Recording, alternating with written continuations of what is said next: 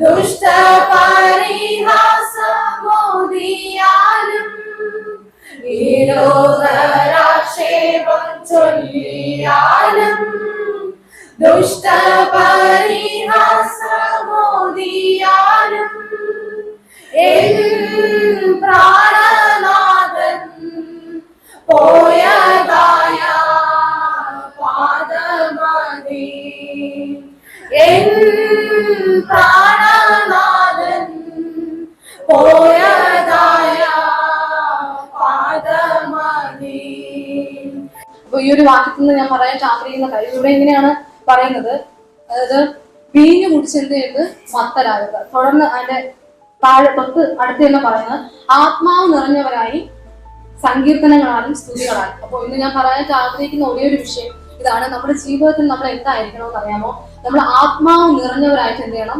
മാറണം. അപ്പോൾ ആദ്യം ഞാൻ നിങ്ങൾക്ക് ഒരു ചോദ്യം ചോദിക്കാൻ ആഗ്രഹിക്കുകയാണ്, ദൈവത്തിന്റെ ആത്മാവ് അല്ലെങ്കിൽ പരിശുദ്ധ ആത്മാവ് എത്ര പേർക്ക് ലഭിച്ചിട്ടുണ്ട്?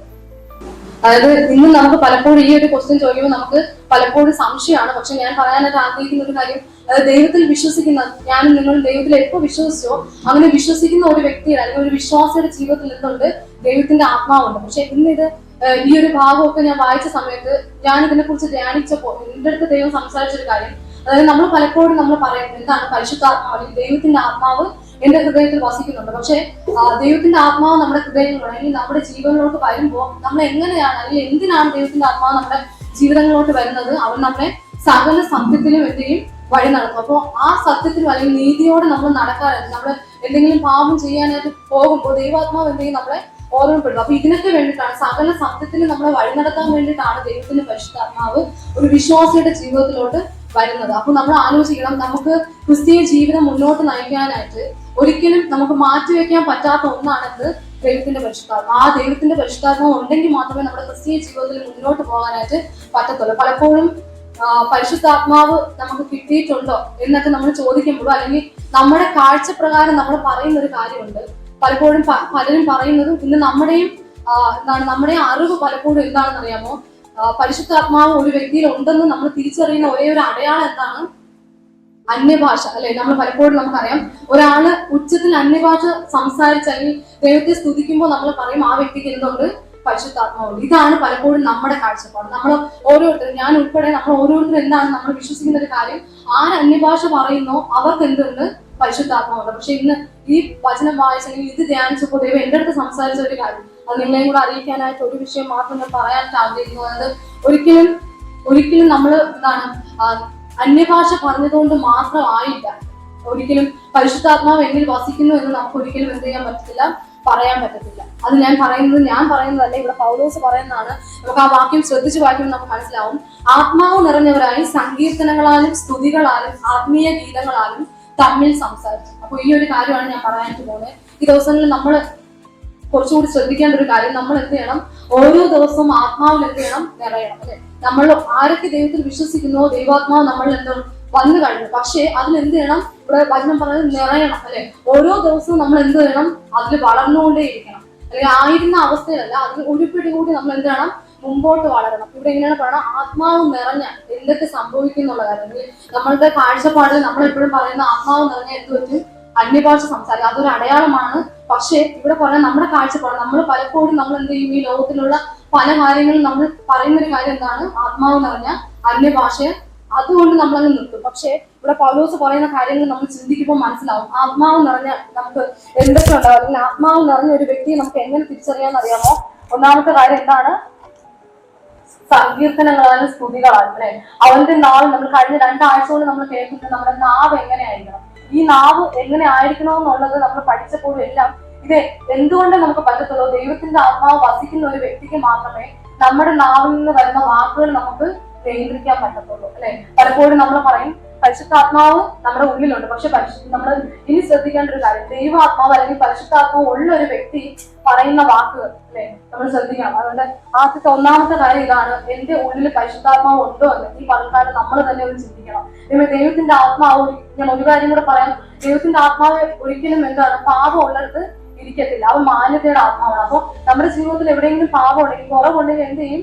ആ ദൈവത്തിന്റെ ആത്മാവ് നമ്മളെ വിട്ടു പോകും. അപ്പൊ നമ്മൾ ചിന്തിക്കേണ്ട ഈ ദിവസങ്ങളിൽ നമ്മൾ ചിന്തിക്കണം. ഇവിടെ പൗലോസ് ഇങ്ങനെയാണ് പറയുന്നത്, അല്ലെങ്കിൽ പരിശുദ്ധാത്മാവ് നിറഞ്ഞ ഒരു വ്യക്തിയുടെ ആദ്യത്തെ ഒരു പ്രത്യേകത എന്ന് പറയുന്നത് ആ വ്യക്തി എങ്ങനെയായിരിക്കും, ആ വ്യക്തിയുടെ വായിൽ നിന്ന് എന്ത് പുറപ്പെടും? സങ്കീർത്തനങ്ങളാലും സ്തുതികളാലും ദൈവത്തെ എന്തെയും സ്തുതിച്ചുകൊണ്ടേയിരിക്കും. അപ്പൊ നമ്മളൊന്ന് ആലോചിക്കണം, ഈ വചനം പറയുമ്പോൾ ഇവിടെ ഇരിക്കുന്ന ഓരോരുത്തരും നമ്മൾ ആലോചിക്കും, എന്റെ വായിൽ നിന്ന് ദൈവം ആഗ്രഹിക്കുന്നത് പോലെ ദൈവത്തിന്റെ ആത്മാവിന് ഇഷ്ടമായിട്ടുള്ള കാര്യങ്ങളാണ് എന്റെ വായിൽ നിന്നും പുറപ്പെടുന്നത്. ഒന്നാമത്തെ കാര്യം. രണ്ടാമത്തെ കാര്യം അല്ലെ, നമ്മൾ വായിച്ചതിന്റെ താഴോട്ട് വായിക്കാം.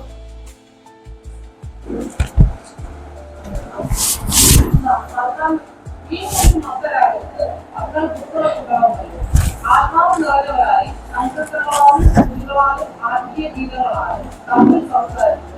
നിങ്ങളുടെ ഹൃദയത്തിൽ കർത്താവിന് പാടിയും കീർത്തനം ചെയ്തു. നമ്മുടെ കർത്താവായ യേശുക്രിസ്തുവിന്റെ നാമത്തിൽ ദൈവവും പിതാവുമായവരെ എല്ലായ്പ്പോഴും എല്ലാത്തിനും സ്തോത്രം ചെയ്തുകൊണ്ടിരിക്കും. രണ്ടാമത്തെ കാര്യം. ആദ്യത്തെ കാര്യം നമ്മൾ പറഞ്ഞത് നമ്മുടെ നാവിൽ അല്ലെങ്കിൽ ദൈവത്തെ എപ്പോഴും നമ്മൾ എന്ത് ചെയ്യും? സ്തുതിക്കും. ദൈവാത്മാവ് നിറഞ്ഞിരിക്കുന്ന ഒരു വ്യക്തിയുടെ പ്രത്യേകതയാണ്. ദൈവത്തെ എന്ത് ചെയ്യും? എപ്പോഴും നമ്മൾ സ്തുതിക്കും. സങ്കീർത്തനങ്ങൾ കൊണ്ടും പാട്ടുകൾ കൊണ്ടും ദൈവത്തെ സ്തുതിക്കും. നമ്മുടെ വായിൽ നിന്ന് വരുന്നത് ദൈവത്തിന് ഇഷ്ടമുള്ളത് മാത്രമായിരിക്കും. രണ്ടാമത്തെ കാര്യം ഇവിടെ എങ്ങനെയാണ്? ദൈവവും പിതാവുമായവരെ എല്ലായ്പ്പോഴും എല്ലാറ്റിനും വേണ്ടി സ്തോത്രം ചെയ്യും. അതായത് ദൈവത്തിന് എപ്പോഴും എന്ത് ചെയ്യും? നന്ദി പറയും.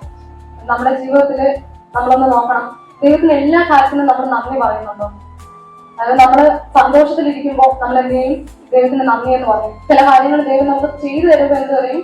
നന്ദി എന്ന് പറയും. പക്ഷെ എനിക്കിവിടെ പൗലോസ് പറയുന്നൊരു കാര്യം എന്താണ്? നമ്മൾ എല്ലാറ്റിനും എല്ലായ്പ്പോഴും സ്തോത്രം ചെയ്യും. അതായത് എന്റെ ജീവിതത്തിൽ അനുവദിക്കുന്ന എല്ലാ കാര്യത്തിലും, എല്ലാ കഷ്ടതയാണെങ്കിലും അല്ലെങ്കിൽ പല പ്രയാസത്തിലൂടെ കടന്നുപോലെ അതിനും എനിക്ക് നന്ദി പറയാൻ പറ്റുന്നുണ്ട്. അതാണ് നമ്മൾ എന്ത് ചെയ്യുന്നത്? ചിന്തിക്കാനുള്ളത്. അങ്ങനെ നന്ദി പറയാൻ പറ്റുന്നെങ്കിൽ നമുക്ക് ഉറപ്പിച്ച് പറയാം, എന്റെ ജീവിതത്തിൽ ആരുണ്ട്? ദൈവത്തിന്റെ പരിശുദ്ധാത്മാവിന്റെ സാന്നിധ്യം ഉണ്ട്. പലപ്പോഴും ഇവിടെ പൗലോസ് പല ഫിലിപ്പിയറിന്റെ ലേഖനത്തിലോട്ടൊക്കെ പോകുമ്പോൾ പറയാം, കർത്താവിൽ എപ്പോഴും എന്ത് ചെയ്യാൻ? സന്തോഷിക്കും എന്നാണ് പൗലോസ് പറയുന്നത്. ഇത് എങ്ങനെ പൗലോസിന് പറയാനായിട്ട് പറ്റും? പൗലോസ് ഇത് പറയുമ്പോൾ പോലും പൗലോസ് എവിടെ കിടക്കുകയാണ്? കാരാഗ്രഹത്തിൽ കിടന്നാണ് ഇത് പറയുന്നത്. ഇത് കാരാഗ്രഹത്തിൽ കിടന്നുകൊണ്ട് ഇത്രയും കഷ്ടതയുടെ നടുവിലും പൗലോസ് ഇതെല്ലാം പറയണമെങ്കിൽ എന്ത് പറ്റും? പൗലോസിന്റെ ജീവിതത്തിൽ ദൈവത്തിന്റെ ആത്മാവില്ലാതെ ഒരിക്കലും എന്ത് ചെയ്യാൻ പറ്റില്ല. ഈ സാഹചര്യം നടുവിൽ ഇങ്ങനെ ഒന്നും പറയാനൊന്നും പറ്റില്ല. അപ്പൊ രണ്ടാമത്തെ കാര്യം, നമ്മുടെ ജീവിതത്തിൽ ദൈവത്തിന്റെ ആത്മാവിന്റെ സാന്നിധ്യം നമ്മൾ ഈ ദിവസങ്ങൾ അനുഭവിച്ചറിയണം. അപ്പൊ രണ്ടാമത്തെ കാര്യം ഇതാണ്, നമ്മുടെ ജീവിതത്തിൽ എന്ത് ചെയ്യണം? നമ്മൾ കടന്നു പോകുന്ന ഏത് അവസ്ഥയിലും, അത് കഷ്ടതയായിരിക്കാം, ചിലപ്പോൾ ദുഃഖമായിരിക്കാം, എല്ലാത്തിനും നടുവിൽ നമ്മൾ എന്ത് ചെയ്യണം? ദൈവത്തെ നന്ദി പറയും. നന്ദിയുള്ളൊരു ഹൃദയം നമ്മുടെ ജീവിതത്തിലുണ്ട്. ഇതെല്ലാം പറയുമ്പോൾ നമ്മൾ ആലോചിക്കണം, ദൈവം എന്റെ ജീവിതത്തിൽ ദൈവത്തിന്റെ പരിശുദ്ധാത്മാവ് ഉണ്ടോ? ഇതെല്ലാം ഈ കാര്യങ്ങളെല്ലാം ആദ്യം പറഞ്ഞതുപോലെ കർത്താവ് എന്റെ നാവിൽ നിന്ന് ദൈവത്തെ എപ്പോഴും ഞാൻ സ്തുതിക്കുന്നുണ്ടോ? ദൈവം ഇപ്പൊ നമ്മൾ പറഞ്ഞതുപോലെ ദൈവത്തെ എല്ലാ കാര്യത്തിലും ഞാൻ ദൈവത്തിന് നന്ദി പറയുന്നുണ്ടോ? അതിന്റെ താഴോട്ട് ഇങ്ങനെയാണ് പറയുന്നത്, ക്രിസ്തുവിന്റെ ഭയത്തിൽ അന്യോന്യം കീഴ്പ്പെട്ടിരിക്കണം. മൂന്നാമത്തെ ഒരു കാര്യം ഇതാണ്, ക്രിസ്തുവിന്റെ ഭയത്തിൽ എന്ത് ചെയ്യണം? കീഴ്പ്പെട്ടിരിക്കണം. അല്ലെ? ദൈവഭയം എത്ര പേർക്കുണ്ട്? പലപ്പോഴും നമ്മൾ ഈ നമ്മൾ കാണുന്ന മനുഷ്യനെ നമ്മൾ എന്ത് ചെയ്യും? പേടിക്കും. അല്ലെങ്കിൽ നമ്മൾ ഇന്നത് ചെയ്താൽ ഈ മനുഷ്യൻ എന്ത് വിചാരിക്കും എന്നൊക്കെ പറഞ്ഞ് പലപ്പോഴും നമ്മൾ എന്ത് ചെയ്യും? അല്ലെങ്കിൽ ഞായറാഴ്ച പള്ളിയിൽ വന്നില്ലെങ്കിൽ ആരെങ്കിലും എന്തെങ്കിലും പറയും. ഇതൊക്കെ നമ്മുടെ ഉള്ളിലുണ്ട്. അല്ലെങ്കിൽ ഒരു മനുഷ്യനെ നമ്മൾ എന്ത് ചെയ്യും? പലപ്പോഴും നമ്മൾ പേടിക്കും. പക്ഷേ എന്റെ ദൈവത്തെ നമ്മൾ എത്രത്തോളം പേടിക്കുന്നുണ്ട്? ആ ദൈവഭയം നമ്മളുണ്ടോ? നമ്മള് ഇതെല്ലാം വായിക്കുമ്പോൾ ഞാൻ ചിന്തിച്ചൊരു കാര്യം, ദൈവഭയം എങ്കിലും ഉണ്ടോ എന്ന് നമ്മൾ ചിന്തിച്ച് നമ്മളെ തന്നെ ശോധന ചെയ്ത് അത് എങ്ങനെ അറിയാമെന്നറിയാമോ? അതായത് നമ്മൾ ഒറ്റയ്ക്കിരിക്കുമ്പോൾ നമുക്കറിയാം നമുക്ക് ദൈവഭയമുണ്ട്. ഏറ്റവും കൂടുതൽ നമ്മളെ തന്നെ തിരിച്ചറിയുന്ന ഒരു വലിയ കാര്യമാണ് നമ്മൾ ഒറ്റയ്ക്കിരിക്കുമ്പോൾ നമ്മൾ ചെയ്യുന്ന പ്രവൃത്തി, നമ്മൾ കാണുന്നത്, നമ്മൾ ചെയ്യുന്ന ഓരോ പ്രവൃത്തികൾ, ഇതെല്ലാം ദൈവത്തിന് ഇഷ്ടമുള്ളതാണ്. ഇവിടെ നമുക്ക് മനസ്സിലാക്കാൻ പറ്റും എനിക്ക് ദൈവഭയം ഉണ്ടെന്ന്. അതായത് ഞാൻ ചെയ്യുന്ന ഓരോ കാര്യങ്ങൾ, ഞാൻ പറയുന്ന ഓരോ കാര്യങ്ങൾ, എന്നെ കാണുന്നത് ദൈവം ഉണ്ടെന്ന് ഞാൻ എപ്പോഴും എന്ത് ചെയ്യും? മറന്നു പോകും. പലപ്പോഴും ഈ ദൈവഭയം നമ്മുടെ ഉള്ളിൽ നിന്ന് എന്ത് ചെയ്യും?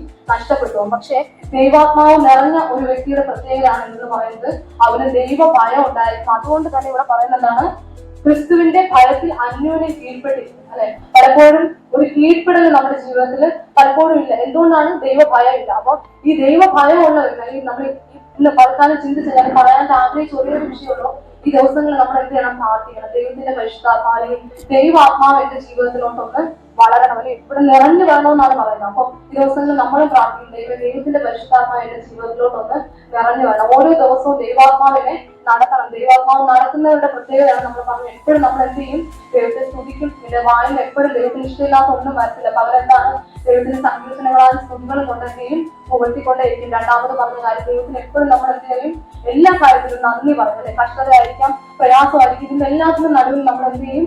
നന്ദി പറയും. മൂന്നാമത് നമ്മൾ ലാസ്റ്റ് പറഞ്ഞതാണ് ദൈവഭയത്തിൽ അന്യോന്യം കീഴ്പ്പെട്ടിരിക്കും. അന്യോന്യം, അതായത് നമ്മുടെ കൂടെയുള്ളവർ എന്തെങ്കിലും ചെയ്താൽ പോലും അത് നമ്മൾ എന്ത് ചെയ്യും, അത് ക്ഷമിച്ച് അവർക്ക് കീഴ്പ്പെട്ടിരിക്കും. ഇതാണ് ദൈവാത്മാവ് നടത്തുന്നവരുടെ പ്രത്യേകത. അപ്പൊ ഈ ദിവസങ്ങളിൽ നമ്മൾ പ്രാർത്ഥിക്കാം, ഒരിക്കലും പരിശുദ്ധാത്മാവ് നിറഞ്ഞ അന്യഭാഷ കൊണ്ട് മാത്രം നമ്മൾ ഒതുങ്ങി പോകരുത്. പൗലോസ് നമ്മളെ പഠിപ്പിക്കുന്നത് എന്താണ്, നമ്മുടെ ജീവിതത്തിൽ, നമ്മുടെ ക്രിസ്തീയ ജീവിതത്തിൽ ദൈവാത്മാവ് ഇല്ലാതെ നമുക്ക് മുന്നോട്ട് പോകാനായിട്ട് കഴിയത്തില്ല. അപ്പൊ ഈ ദിവസങ്ങളിൽ നമ്മൾ പ്രാർത്ഥിക്കേണ്ട ഒരേ ഒരു വിഷയം, ഈ പറഞ്ഞ കാര്യങ്ങൾ നമ്മൾ എന്ത് ചെയ്യണം, മുന്നോട്ട് വരണം. എന്റെ ജീവിതത്തിൽ പരിശുദ്ധാത്മാവ് ഓരോ ദിവസവും വളർന്നു വരാനായിട്ട് പ്രാർത്ഥിക്കുക. ദൈവം എല്ലാവരും